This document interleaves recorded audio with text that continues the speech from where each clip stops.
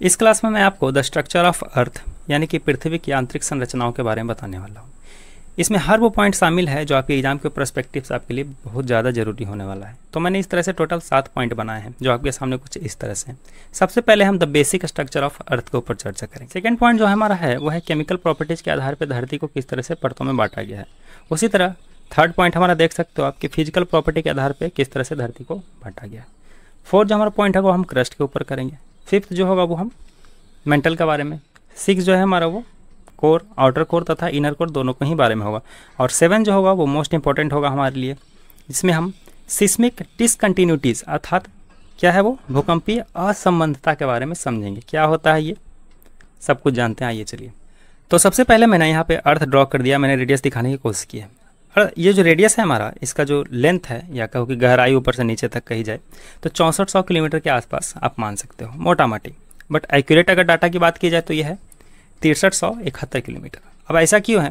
क्योंकि हमारा अर्थ एकदम इतना परफेक्ट तो है नहीं गोल, वो इस तरह का है ना, कहीं से चपटा है कहीं से थोड़ा फूला हुआ है। एक्चुअली पोल्स के पास थोड़ा सा क्या है, चपटा है, और इधर से जो है ना ईस्ट वेस्ट से थोड़ा सा फूला हुआ है। इस वजह से इसका जो एवरेज निकाला जाता है वो इस तरह का होता है। तो इस चीज़ में आपको जो है क्लियरनेस मिल गया। तो अब बात करते हैं आगे की। जब हमारा अर्थ बना था तो वो कुछ इस तरह का था, ठीक है।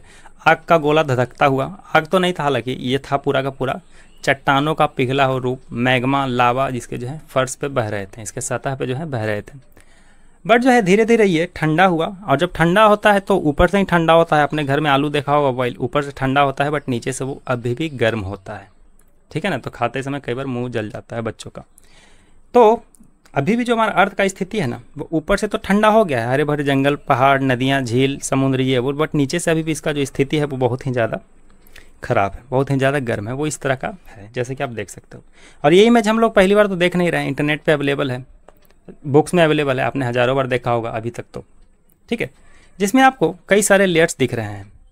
हर लेयर की अपनी प्रॉपर्टी है, हर लेयर का अपना गुण कह सकते हो। सबसे ऊपर वाले को क्या बोलते हैं? सबसे ऊपर वाले को भूपटल बोलते हैं, यानी कि क्रस्ट कहते हैं। उसके नीचे थोड़ा सा जाओगे तो आपको मेंटल मिलेगा, उसके नीचे आपको कोर मिलेगा। तो ये कोई नई चीज़ नहीं है, ठीक है। मैंने बस आपको थोड़ा सा रिवाइज करवा दिया। हमारा दूसरा जो पॉइंट था, ये हालांकि पहला पॉइंट है हमारा बेसिक स्ट्रक्चर ऑफ अर्थ। हमारा जो दूसरा पॉइंट है इसमें वो ये है कि अर्थ का केमिकल स्ट्रक्चर कैसा है, या कहा जाए केमिकल स्ट्रक्चर के आधार पर किस तरह से उसको लेयर्स में बांटा गया। तो वो आपके सामने ये रहा, Cl, सीमा और nife. Cl means silicon plus aluminium, sima में सिलिकॉन प्लस मैग्नीशियम, और nife means nickel plus ferrous. ये कोई नई चीज़ नहीं है, आप लोग जानते हो इस चीज़ को। तो ध्यान से देखो, सबसे पहले Cl जो है हमारा सबसे आउटमोस्ट लेयर है, आउटमोस्ट पार्ट है, जिसकी मोटाई तकरीबन 50 किलोमीटर के आसपास होती है, कहीं कम कहीं ज़्यादा है, बट 50 आप मान लो, ठीक है ना। दूसरा जो हमारा वो है सीमा, जैसा कि आप देख सकते हो, ये जो है 100 से 200 किलोमीटर तक मोटा होता है। और उसके नीचे जाओगे तो आपको मिलेगा नीफे। नीफे यानी कि निकेल प्लस फेरस। निकेल भी मेटल है, फेरस, फेरस मतलब आयरन होता है, ठीक है, जो कि मेनली जो है ना नीचे की ओर पाया जाता है, जैसे कि आप देख सकते हो। ऐसा क्यों हो रहा है? क्योंकि जो हमारा नियम है कि भारी चीज़ें नीचे की ओर धंसती जाती हैं, तो हमारा नीचे जैसे जाओगे धरती के अंदर ना, तो आपको जो है चीज़ें जो हैं भारी मिलती जाएंगी। तो आप कोर के पास देख सकते हो कि क्या है, वहाँ पे नीफे है, यानी कि फेरस और निकेल जैसे मेटल्स हैं वहाँ पे, जो कि बहुत ज़्यादा भारी होते हैं वाकई में। थर्ड और काफ़ी ज़्यादा इंपॉर्टेंट पॉइंट हो जाता है हमारे लिए, फिजिकल प्रॉपर्टी के आधार पे अर्थ के लेयर को किस तरह से डिफाइन किया गया, जरा देखो। सबसे पहले आपको मिलेगा लिथोस्फेयर। लिथोस्फेयर अर्थात स्थल मंडल, यानी कि hard part of the our planet, okay. Asthenosphere दुर्बलता मंडल, ये जो लेयर है ना काफ़ी ज़्यादा कमज़ोर होता है, इसलिए इसका नाम जो है दुर्बलता मंडल है। और ऐसे भी एस्थीनो जो है वो वर्ड उसका मतलब होता है दुर्बलता, कमजोर। मिजोस्फेयर यानी कि मंद मंडल, मिडिल वाला। आउटर कोर यानी कि बाह्य केंद्र, और इनर कोर यानी कि आंतरिक केंद्र, ठीक है। तो केमिकल और फिजिकल के आधार पे हम लोग धरती को अच्छे से समझ गए। यही हमारा था जो बचपन से बार बार रिपीट किया जा रहा था। अब थोड़ा सा डिटेल में समझते हैं सारे लेयर्स को। फोर्थ पॉइंट है हमारा क्रस्ट, यानी कि भू प्रॉपर्टी। ये हमारे आउटमोस्ट पार्ट हो जाता है अर्थ का, ठीक है। आउटमोस्ट मतलब होता है सबसे बाहरी वाला, जैसा कि आप देख सकते हो। इसके बारे में मैंने कुछ पॉइंट्स लिखे हैं यहाँ पे। तो जैसा कि मैंने अभी बताया आपको, डेंसिटी जो होती है भारी चीज़ों को नीचे की तरफ खींचती है। तो अगर भू प्रॉपर्टी ऊपर है, यानी क्रस्ट ऊपर है, तो जाहिर सी बात है ये हल्का होगा औरों से, नीचे वाले लेयर्स तो काफ़ी हल्का होगा। इसके बारे में पहली पॉइंट ये है कि ये सबसे पतली होती है, ओके। 1% ऑफ टोटल मास होता है। धरती का जितना वजन है ना, उसका 1% भी नहीं होता है एक्चुअली, उससे भी थोड़ा सा कम होता है, ठीक है। 5 किलोमीटर से 75 किलोमीटर तक इसकी मोटाई होती है। ऐसा क्यों? 5 किलोमीटर होता है सागरों के पास, महासागरों के पास की जो मोटाई होती है ना वो 5 किलोमीटर होती है। यानी कि महासागर में आप डिग करोगे, गड्ढा खोदोगे तो 5-6 किलोमीटर के बाद जो है आपको मेंटल मिल जाएगा इसके नीचे, ठीक है। और पहाड़ों के पास 75 किलोमीटर तक होता है, जैसे हिमालय के पास या ऊंची ज़मीन जहाँ पे हो जाए, है ना। इसकी डेंसिटी जो होती है लेस होती है, इसका वजन जो होता है वो काफ़ी ज़्यादा लेस होता है। लेकिन सबसे इंपॉर्टेंट बात कि इतनी दुर्बलताओं के साथ भी ये जो है हमारे साथ खड़ा है ना। इतनी सारी कमजोरियाँ हैं इसमें, ये कुछ नहीं है अर्थ के सामने तो, लेकिन फिर भी हमारे लिए यही अपना घर है। हम इस पर अपना घर बनाते हैं, सड़कें बनाते हैं, सारी चीज़ें बनाते हैं, नदी, लेक, तालाब, पाउंड, है ना, हॉस्पिटल, हाईवेज, एयरपोर्ट, सब कुछ जो है इसी पे हैं, सारे के सारे।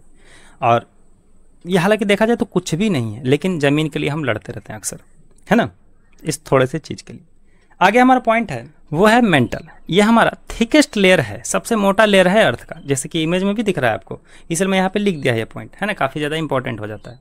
इसके जो मोटाई है वो 2900 किलोमीटर है, जो कि वाकई में बहुत ज़्यादा है ना। ये जो है फुल मैग्मा उसमें भरा हुआ है और 85% ऑफ टोटल मास ये जो है कैरी कर रहा है। सबसे ज़्यादा इसी का वजन होता है हमारे अर्थ में। ध्यान से देखो, जैसे कि मैंने बताया मैग्मा से भरा हुआ है, पर ऐसा नहीं कि अगर आप मेंटल में इंटर करोगे, जो कि पॉसिबल तो नहीं कि आप इंटर करो, लेकिन जब इंटर करोगे तो ऐसा नहीं है कि मतलब, है ना, जाते ही आपको मैग्मा मिलना चालू हो जाएगा। नहीं, शुरू में बड़े बड़े रॉक्स होते हैं, ठीक ठीक नीचे जाते जाओगे वो रॉक जो है मोल्टेन फॉर्म यानी कि पिघले हुए फॉर्म में मिलते जाते हैं। एक और इम्पॉर्टेंट बात मैं बताना चाहता हूँ आपको कि जैसे जैसे आप धरती के नीचे जाओगे उस हिसाब से टेम्परेचर जो है इंक्रीज होते जाओगे। तो 32 मीटर जब नीचे जाओगे ना तो 1 डिग्री सेल्सियस जो है टेम्परेचर इंक्रीज होगा, ठीक है। और मैग्मा जो होता है वो एक्चुअली पूरा लिक्विड तो होता नहीं, पानी की तरह होता है नहीं, या पूरा हार्ड होता नहीं, तो ये प्लास्टिक फॉर्म में होता है, ठीक है, लचीला होता है, प्लास्टिक फॉर्म में आप कह सकते हो। प्लास्टिक कैसे होता है, काफ़ी ज़्यादा हार्ड भी नहीं होता है, काफ़ी ज़्यादा मुलायम भी नहीं होता। आगे बढ़ते हैं, हमारा जो नेक्स्ट पॉइंट है आज का वो है कोर। कोर 2 तरह के होते हैं, आउटर कोर तथा इनर कोर, है ना, जैसा कि चित्र में स्पष्ट है। आउटर कोर की खासियत यहाँ पे मैंने लिख दी है और इनर कोर की खासियत भी मैंने यहाँ पे लिख दी है। सबसे पहले आउटर कोर जो होता है हमारा वो 2250 किलोमीटर से 2300 किलोमीटर के आसपास मोटा होता है। 2300 तक भी कहीं के आपको देखने मिल सकता है, ठीक है। वही बात हो गई, है ना, हमेशा तो सिमिलर नहीं होता। दूसरा ये कि ये लिक्विड फॉर्म में होता है, ठीक है। और तीसरा ये कि इसका जो टेम्परेचर होता है वो काफ़ी ज़्यादा होता है, 2700 डिग्री सेल्सियस होता है। आपको पता होना चाहिए कि 1500 डिग्री सेल्सियस के आसपास आने पर लोहा जो है पिघल जाता है, तो 2700 डिग्री पे सोचो क्या होता होगा। चट्टाने जो है पूरी की पूरी जो है मोल्टेन फॉर्म में होती हैं, है ना। और ये जो है बेसिकली निकेल प्लस फेरस का बना होता है, निकेल प्लस फेरस का, जैसा मैंने शुरू में ही आपको बताया था। ये दोनों ही मेन मेटल्स हैं। हमारा जो इनर कोर है ये जो है 1300 किलोमीटर तक जो है मोटा होता है, ठीक है। थोड़ा थोड़ा वेरिएशन देखने को मिल सकता है। ये सॉलिड फॉर्म में होता है। अब कमाल की बात है कि इतने अंदर होने के बाद भी, और इसका टेम्परेचर देखो यहाँ पे 6000 सेल्सियस है हमारा, ठीक है, जो कि सन के इक्विवेलेंट है। सन भी इतना हमारा गर्म होता है, ठीक है, उसका सरफेस जो है। तो ये सॉलिड फॉर्म में क्यों है इतना गर्म होने के बाद, तो इसका एक ही रीज़न है, वो है प्रेशर। क्योंकि इतना अंदर है, मैंने बताया 6400 किलोमीटर्स, इस पर इतना ज़्यादा प्रेशर पड़ता है कि ये जो है ना पूरा का पूरा सॉलिड फॉर्म में हो जाता है हमारा, ठीक है। ये हमारा डेंस मतलब समझे सबसे भारी होता है ये, हाईली डेंस, हाईएस्ट आप कह सकते हो। ये सबसे जो हमारे लेयर्स हैं उसमें सबसे ज़्यादा भारी वजन इसी का होता है। और ये मोस्टली जो है आयरन का बना होता है, सिर्फ और सिर्फ फेरस होता है इसमें देखने को मिलता है। तो हमारा आज का अंतिम और सबसे मोस्ट इंपॉर्टेंट पॉइंट अगर कहा जाए तो यही है, सिस्मिक डिसकंटिन्यूटीज, भूकंपीय असंबंधता। ये क्या है, नई चीज़ है भाई, क्या ऐसा तोप है इसमें? तो देखा जाए तो ऐसा कुछ नहीं है इसमें नया, ठीक है। बट क्या होता है ना कि बाकी सारे जो मैंने पहले पॉइंट बताए वो अक्सर लोग जानते हैं, पढ़ते रहते हैं, बट एक थोड़ा सा नया चीज़ हो जाता है उनके लिए, थोड़ा सा हार्ड लगता है। बट ऐसा कुछ नहीं है, देखो ध्यान से, इस पिक्चर को देखते रहो, समझ जाओगे इजीली। अगर आपके पास है ना थोड़ा सा कॉमन सेंस होगा तो ईजिली समझ जाओगे। मैं बताता हूँ, देखो, भूकंपीय असंबंधता वो पॉइंट होते हैं ना जहाँ पे 2 लेयर एक दूसरे से टकरा रहे हैं, 2 लेयर एक दूसरे से मिल रहे हैं, बेसिकली ये हम कह सकते हैं, ठीक है। जैसे कि देखो 2 असंबंधता यानी कि 2 डिसकंटिन्यूटी हमारे लिए काफ़ी ज़्यादा इंपॉर्टेंट हो जाते हैं, जिसमें पहला आपका मोहो डिसकंटिन्यूटी है, जो कि ऊपर वाला पार्ट अर्थात कहो कि भू प्रॉपर्टी और इसको जो है मेंटल को अलग करती है, क्रस्ट और मेंटल को क्या कर रही है, अलग कर रही है। उसी तरह से हमारा एक और गुटेनबर्ग डिसकंटिन्यूटी हो जाता है, ये भी हमारे लिए इंपॉर्टेंट हो जाता है, ठीक है, जो कि मेंटल और कोर को अलग करते हैं। इसके अलावा भी 2 और हैं, तो वो उतने इंपॉर्टेंट नहीं होते हैं क्योंकि बाद में ऐड किए गए हैं। मोहो और गुटेनबर्ग वो ज़्यादा इंपॉर्टेंट हो जाते हैं दोनों। अब नीचे वाले जो एक्स्ट्रा हैं जैसे लेहमैन है और कोनार्ड है, ये भी देख लो आप। लेहमैन क्या कर रहा है कि जो है कोर को अलग कर रहा है, आउटर कोर और इनर कोर को, ठीक है ना। और कोनार्ड जो है वो तो ऊपर में ही है, आप देख ही सकते हो। तो हो क्या रहा है यहाँ पे कि जैसे असमानता होता है ना कि दो पॉइंट जो है उसको अलग तो कर रहा है साथ में, अगर यहाँ पे ए लेयर है, यहाँ पे बी लेयर है और ये असमानता बीच में बना रहा है, तो इस असमानता में ए के भी गुण होंगे और बी के भी गुण होंगे। समझ गया मेरी बात को? ए के भी गुण होंगे और बी के भी गुण होंगे, और अलग तो यहाँ से हो ही रहा है। तो यही होता है हमारा सिस्मिक डिसकंटिन्यूटीज़। तो ये थी हमारी आज की स्ट्रक्चर ऑफ अर्थ की क्लास। मैंने काफ़ी सारे पॉइंट इसमें ऐड किए हैं, अगर कुछ पॉइंट छूट गया हो तो प्लीज़ नीचे कमेंट सेक्शन में मेंशन कर दें। अगली जो हमारी क्लास होगी वो है इसके ऊपर, वोल्केनो के ऊपर। वोल्केनो का क्या होता है, फॉर्मेशन उनका किस तरह से होता है, ठीक है। इसे हिंदी में ज्वालामुखी बोलते हैं।